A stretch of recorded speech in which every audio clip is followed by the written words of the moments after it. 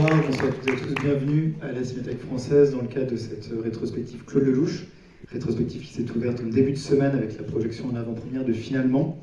Le film est à retrouver depuis mercredi en salle, donc courez-y si ce n'est pas encore fait. Et ce soir, on est ravis de vous voir si nombreuses et nombreux pour découvrir ou redécouvrir Un homme et une femme. D'ailleurs, ma première question s'adresse à vous. Qui va découvrir le film pour la première fois ? Vous avez de la chance de le voir sur le grand écran pour la première fois. Le film est sorti en 1966, il y a presque 60 ans. Il a obtenu la Palme d'Or, des Oscars, des Golden Globes. Et on est ravis pour l'occasion d'avoir le cinéaste avec nous, Claude Lelouch, ainsi que deux comédiens du film, les deux enfants qui ont grandi depuis, Souad Amidou et Antoine Cyr. Merci de leur faire le meilleur accueil.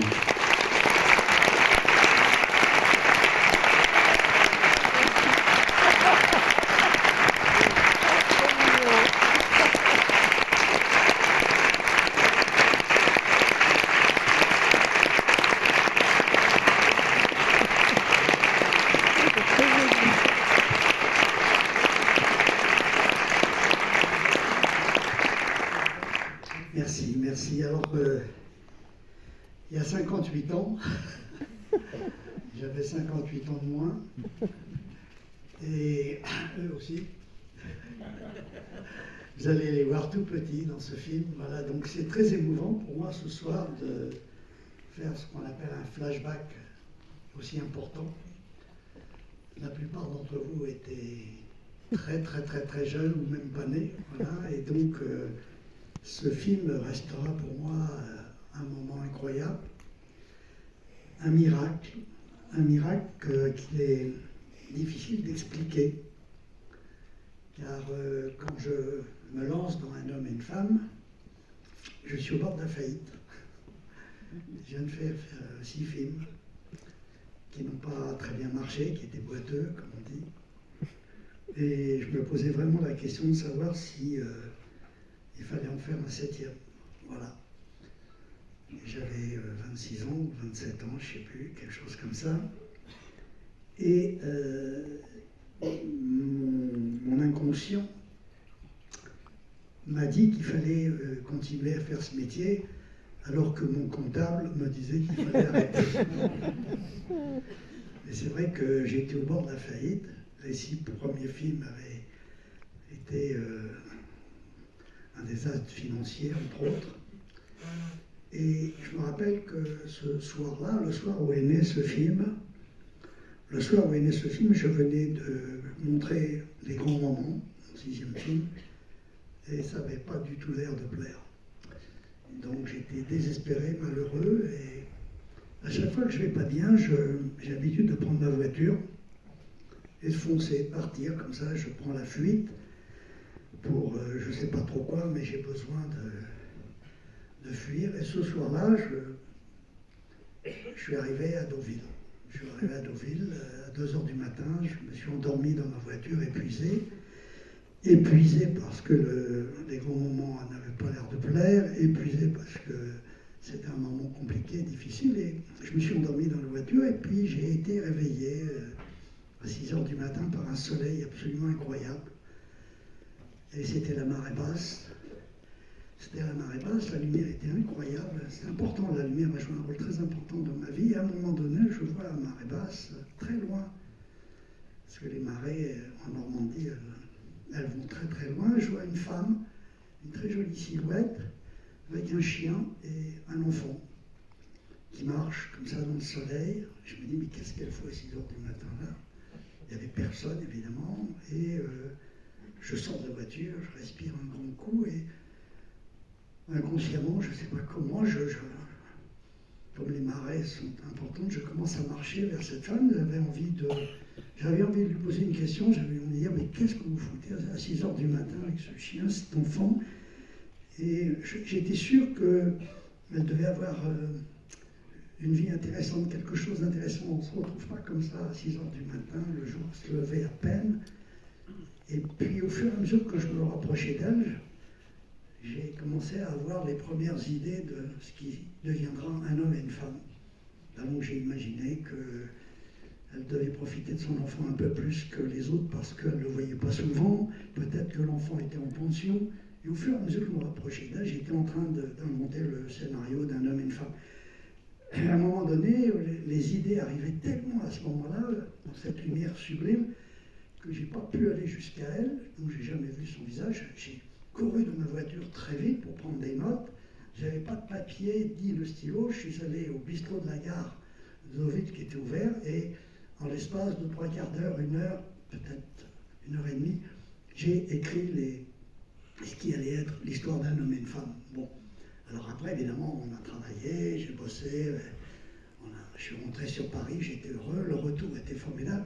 Je savais que je venais d'avoir une idée qui était intéressante et que j'allais pouvoir rebondir. Et plus jamais mon inconscient à ce moment-là m'a dit voilà, ce sont des choses très difficiles à expliquer. C'est comme ça qu'est né ce film, après une très très grande dépression. Et c'est vrai que j'ai pu remarquer au cours de ma vie qu'à chaque fois que ça allait mal, ça préparait les bons moments. Voilà, j'ai toujours eu l'intime conviction que tout ce qui nous arrive dans la vie, c'est pour notre bien, même, surtout si ça nous fait du mal. Et c'est vrai que j'ai pu vérifier, à l'âge que j'ai, qu'effectivement, tout ce qui nous fait du mal, si ça ne nous tue pas, ça nous fait du bien. Voilà. Et donc, ce matin-là, je suis rentré à Paris, fou de joie, alors que la veille au soir, j'avais presque envie d'avoir un accident de voiture. Vous voyez, voilà. Donc, je suis rentré à Paris, et puis très très vite, on a écrit le film en 3 semaines avec Pierre Vitteroven, qui travaillait avec moi à l'époque. On a tourné le film en 3 semaines. On l'a monté en 3 semaines. Et en 3 semaines, il s'est retrouvé à Cannes, au festival, aux Oscars, au Golden Globe. Voilà, il a fait le tour du monde et on a eu droit à un miracle.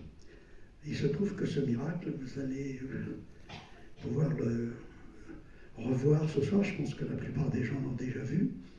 Mais j'ai vu tout à l'heure qu'il y en avait quelques-uns qui l'avaient. Faites voir ceux qui ne l'ont pas vu. Levez. C'est impressionnant. Donc c'est une très bonne nouvelle pour moi. C'est une très bonne nouvelle de voir que... Alors, vous savez, récemment, il y a un gosse de 15 ans qui m'a arrêté dans la rue en me disant « Monsieur Louche, est-ce qu'on peut faire un selfie ?» Je lui ai dit « Oui, pourquoi pas ?» Je lui ai dit « Mais t'as vu les films ?» Et il m'a dit « Mes parents m'ont forcé à les voir, et maintenant je force mes copains à les voir. » Voilà. Donc...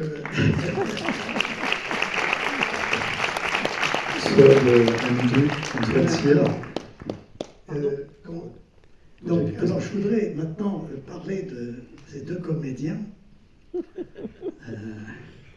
qui ont été magiques dans le film, vous allez voir, vous allez les voir tout petits. Et ces 2 comédiens, ils ne sont pas arrivés comme ça dans ma vie, encore une fois, vous savez, la personne qui a eu le plus de talent dans ma vie, c'est le hasard. Le hasard, si je vous raconte, et c'est son papa était mon meilleur pote. Il s'appelait Gérard Cyr, c'était plus qu'un animateur de radio, c'était un auteur, c'était un homme qui avait tous les talents, qui m'avait fait travailler sur les Scopitone, c'était les clips de l'époque. Donc j'ai été très très pote avec son père et comme j'ai été fauché pour le tournage du film, j'ai pris son gosse, je lui ai dit « Est-ce que ton fils est libre ?» Et je te préviens, je ne vais pas le payer. Voilà. Non, ce qui n'est pas vrai, on t'a payé un petit peu parce qu'on tient des ennuis. Et puis j'avais un autre copain qui s'appelait Amidou, un merveilleux comédien extraordinaire avec qui j'ai fait plusieurs films, dont La vie, l'amour, la mort, et il avait une fille sublime qui est là, voilà. Et donc j'ai fait ce film avec mes potes, avec mes copains, avec leurs enfants, et c'est comme ça que ce miracle s'est fait. Alors vous allez voir, un homme et une femme, on l'a fait avec les moyens du bord. J'ai envie de dire que c'est un film d'amateur qui a fait le tour du monde et qui a conquis la terre entière. Et quand j'ai un film d'amateur, parce que j'avais très peu d'argent, la contrainte sollicite l'imagination. Le film est en couleur et en noir et blanc, mais parce qu'on n'avait pas assez d'argent pour s'offrir de la pellicule entièrement en couleur pour faire tout le film. Donc tous les plans en extérieur sont en couleur et les plans en intérieur en noir et blanc. En plus, on n'avait pas non plus beaucoup d'argent pour acheter les projecteurs. Je voulais absolument que le son et l'image soient synchrones. Donc on a utilisé des caméras qui faisaient beaucoup de bruit, mais comme elles faisaient beaucoup de bruit, on les mettait loin des acteurs avec des couvertures dessus. Enfin, c'était du bricolage. Et de ce bricolage est né un poème amoureux qui a permis à Joe Biden de rencontrer sa femme. C'est comme ça qu'ils se sont rencontrés, entre autres. Voilà, alors on ne peut pas expliquer les miracles. On ne peut pas les expliquer. On peut expliquer les échecs. Je peux vous raconter en détail pourquoi tel film n'a pas marché, pourquoi ci, pourquoi ça. Mais les succès, on ne peut pas les expliquer. Ça nous dépasse. Et puis, ce qui a fait le succès de ce film, c'est surtout Anouk Aimée et Jean-Louis Trintignant. Voilà. Oui, oui. Hein, il ne faut pas les oublier ce soir, et je suis heureux ce soir vraiment de penser à eux et de leur rendre un immense hommage. Et puis surtout, je voudrais en particulier embrasser très fort Jean-Louis Trintignant, parce qu'il a été la première vedette, la première star à me dire oui. Jusqu'à maintenant, je n'avais que des copains comme acteurs et des gens qui faisaient leur premier film. Et puis, un jour, il a vu un de mes films qui s'appelait Une fille et des fusils. Il a trouvé ce film intéressant. Il est venu me voir après la projection. Il m'a dit, écoutez, voilà, si un jour vous faites un film et qu'il y a un rôle pour moi, je serais ravi de tourner avec vous. Voilà. Alors moi, je suis très sensible aux déclarations d'amour. Hein. Et effectivement, dès que j'ai, sur cette plage, pensé à l'histoire, la première personne, j'ai commencé à écrire en pensant à Trintignant. Tout de suite, je me suis dit, ça sera lui qui sera le personnage de ce film. Voilà, donc si vous voulez, les anecdotes, il y en a des tonnes, on pourrait en raconter. En tous les cas, je voudrais maintenant donner la parole à ces deux belles personnes que j'ai eu la chance de retrouver après, presque 50 ans après, dans les plus belles années d'une vie, puisque j'ai eu la chance, et c'est unique dans l'histoire du cinéma, de pouvoir refaire la suite d'Une femme avec Jean-Louis Trintignant et Anouk Aimée 50 ans plus tard. Est-ce qu'il y a des gens qui ont vu ce film les belles années? Oui, voilà. Donc vous savez de quoi je parle. Le film, je vous coupe, le film passe demain à 18h et vous serez tous les trois là pour le présenter. Voilà, alors demain à 18h, vous pourrez voir la suite de ce film. Voilà, de ce qui était arrivé à tous ces personnages. Voilà, donc si vous voulez, c'était la première fois dans l'histoire du cinéma qu'un metteur en scène pouvait retrouver 50 ans plus tard les deux vedettes et les enfants en pleine forme, voilà, qui avaient grandi, bien sûr, et qui ont joué des rôles de grands. Voilà. Donc si vous voulez, encore une fois, je suis allé d'un hasard à un miracle. Je ne sais pas comment j'ai réussi à passer à travers l'écoute de la bêtise et des grincheux. En tous les cas, ce soir, je suis devant vous et vous ne pouvez pas savoir ce que ça me fait plaisir de voir que ce film est toujours aussi vivant. Voilà. Alors maintenant, je passe la parole à... Qui c'est? C'est Swan qui va commencer. Alors, bonsoir. Donc, je ne vais pas vous tenir trop parce que c'est le film qui est important. Mais ce que je voulais vous dire, c'est que j'ai eu une première naissance du ventre de ma maman et de mon papa, Amidou, donc, qui était un comédien qui a beaucoup joué avec Claude Lelouch à ses débuts et auquel je pense très fort ce soir, qui a joué dans pas mal de films, parce que Lelouch nous dit depuis tout à l'heure qu'avant de faire Un homme et une femme, il avait pensé à finir ses jours. Comme ça nous arrive souvent à nous les artistes de vouloir mettre fin à nos jours quand on connaît l'insuccès, mais il a fait des films sublimes, extraordinaires. Et La vie, l'amour, la mort est un de ces films que quand on l'a vu, on ne peut pas l'oublier, c'est un choc. C'est un choc. C'est un film engagé, c'est un film puissant, c'est un film tellement bouleversant et tellement puissant, c'est incroyable. Il y a des gens, il n'y a pas une goutte de sang versée dans ce film et les gens, ils sortaient. Ils avaient des malaises, tellement la tension nerveuse est là, et tellement... voilà, il y avait une telle implication dans ce film. Ce film est extraordinaire, il a lancé mon père. Et moi, je ne peux pas dire qu'un homme et une femme m'aient lancé comme comédienne, mais quand même, j'ai eu une deuxième naissance, c'était à Deauville, quand j'ai fait le film, et je suis devenue... J'ai gagné mon nom d'actrice, qui est Souad Amidou, donc j'ai collé mon vrai prénom avec le nom, le pseudo de mon papa. Et donc j'ai gagné, je suis devenue actrice quand même à la suite de ça, et 50 ans après, on en parle encore. Et voilà, donc Claude Lelouch, pour moi, c'est un peu mon père de cinéma, je peux le dire vraiment au sens propre. Et puis, je vais vous souhaiter une très très bonne projection, parce que je suis tellement contente qu'il y ait les 3/4 de la salle qui n'ait jamais vu ce film en salle. Je l'ai découvert en salle il n'y a pas très longtemps, il y a 4-5 ans, un jour où il y avait aussi une inauguration, et je l'ai découvert en salle, parce que je l'avais vu, mais bon, pas en salle. Et là, sincèrement, c'est vraiment un film de cinéma, quoi. C'est pas un film à regarder chez soi à la télé, c'est un film de cinéma, donc vous avez beaucoup de chance de le découvrir ce soir. Je vous souhaite une très très bonne soirée.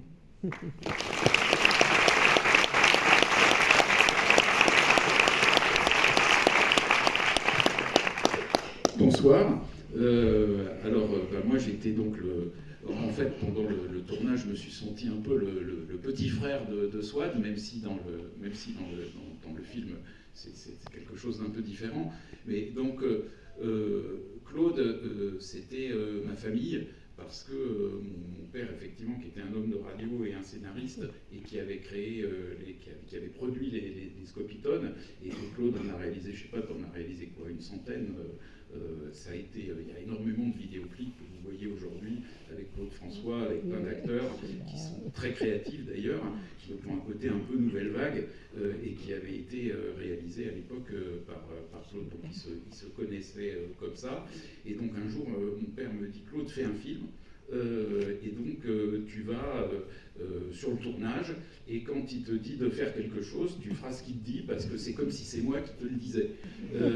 Et donc là, j'arrive sur le tournage, donc j'étais accompagné de ma mère quand même, parce que j'avais 5 ans, et donc Claude, là ça se complique un peu, parce que Claude me dit: alors dans le film, c'est Jean-Louis qui va être ton papa, et donc tu vas faire tout ce qu'il te dit. Et donc finalement, en fait, l'un et l'autre ont compris que j'étais un enfant très joueur. Et en fait, ils ont utilisé ce ressort, et ils m'ont fait faire ce qu'ils avaient envie que je fasse, parce qu'ils avaient pris le temps, et je crois que c'est à la fois le cas de Claude, mais je l'ai aussi ressenti très fortement chez Jean-Louis. Les deux ont pris simplement le temps de comprendre quelle sorte d'enfant que j'étais, et du coup, comme le jeu était effectivement le ressort qui m'animait, ils en ont joué. Alors pour moi, ce film, c'est aussi des souvenirs, parce que mon père, malheureusement, est mort très jeune, et dans ce film, j'entends sa voix, puisque quand la radio s'allume, c'est la voix de mon père qu'on entend, qui raconte ce qui est en train de se passer sur le rallye, etc. Et puis, il y a même des scènes de flashback qui ont été tournées dans la maison de mes parents à l'époque. Et donc, cette maison, j'en ai des souvenirs très vagues. Et c'est quand je revois un homme et une femme que j'en ai des souvenirs. Donc, c'est quelque chose de très familial. Alors, moi, je n'ai pas du tout poursuivi dans le monde du cinéma, parce que mon père était mort quand j'avais 16 ans, et que j'avais envie de faire ma route dans un univers qui n'avait rien à voir avec celui-là. Et puis, l'âge venant, et me retrouvant un peu en paix avec mes souvenirs, je suis devenu historien du cinéma, et là j'ai regardé Un homme et une femme avec un œil d'historien du cinéma, et je me suis dit, quand même, ce film, c'est quand même un film qui, en termes d'expérimentation, en termes de transformation de la société, en termes de capter un moment de vie, on est 2 ans avant mai 68, la société française est en train de se transformer, et ce film capte cette transformation d'une manière qui est absolument extraordinaire, et en utilisant des moyens cinématographiques qui sont largement aussi expérimentaux que ceux employés par des gens qui jadis avaient critiqué le cinéma français de qualité. Donc c'est vraiment quelque chose qui m'a frappé. Après, pour moi, ce film, il faisait partie de mes souvenirs familiaux, et puis je l'ai re-regardé un jour avec un autre regard, et là, je me suis pris de plein fouet sa modernité extraordinaire, comme j'espère que vous allez vous aussi la prendre de plein fouet. Oui,